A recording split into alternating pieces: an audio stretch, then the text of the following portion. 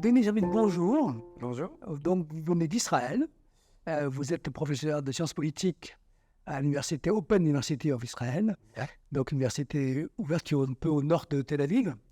Alors, j'aimerais avec vous faire un point sur l'actualité générale d'Israël, l'évolution politique qu'on voit se dessiner ces derniers mois, avec l'augmentation donc, de ces partis religieux qui tiennent une place de plus en plus importante autour de Netanyahou. Tout à fait. Il existe des partis orthodoxes depuis les premières élections en Israël en 1949. Ils étaient à l'époque une petite dizaine de députés sur 120, mais il y a une progression très forte de la démographie de ce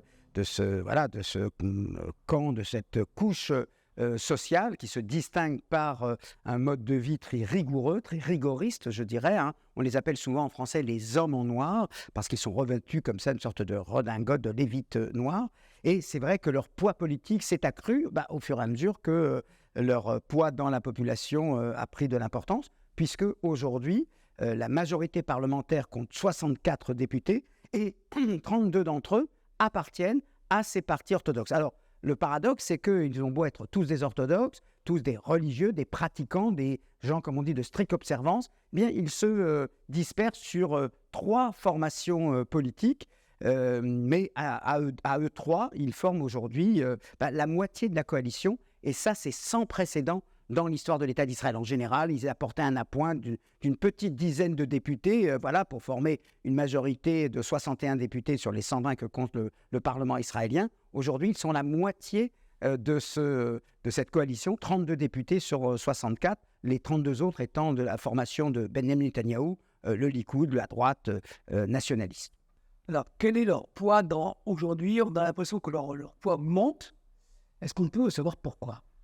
Alors, il augmente parce que, ils sont non plus une petite force d'appoint au sein d'une coalition, mais parce qu'ils occupent aujourd'hui pas mal de ministères, environ 8 ou 10 ministères, et qu'ils ont en général une attitude en politique qui est clientéliste.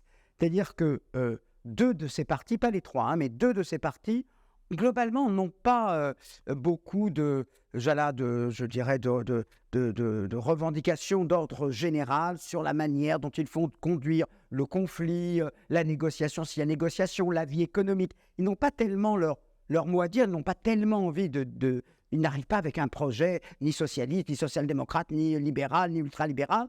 Ils ont une clientèle et tout ce qu'ils demandent, c'est de satisfaire les besoins de cette clientèle orthodoxe. Voilà pour 2 partis, un parti qui s'appelle le Shas, qui regroupe essentiellement les orthodoxes séfarades, donc des juifs originaires du Maghreb et du Mashrek. Vous avez un autre parti qui s'appelle Yahadut HaTorah, le judaïsme de la Torah, qui regroupe les orthodoxes ashkénazes, originaires d'Europe centrale et orientale. Et puis vous avez un 3e parti, qu'on appelle le parti du sionisme religieux, qui lui, cumule la pratique religieuse orthodoxe et rigoriste avec un discours ultra-nationaliste sur les territoires occupés, sur la Cisjordanie, qu'ils entendent à moyen terme ou à long terme annexer. Et puis, je dirais surtout avec, pour le coup, ont une vraie vision de ce qu'ils ne sont pas uniques. Alors oui, ils ont une clientèle, ce sont les habitants des colonies, mais au-delà de ce clientélisme-là, je dirais qu'ils ont une vision du monde, et cette vision du monde, elle est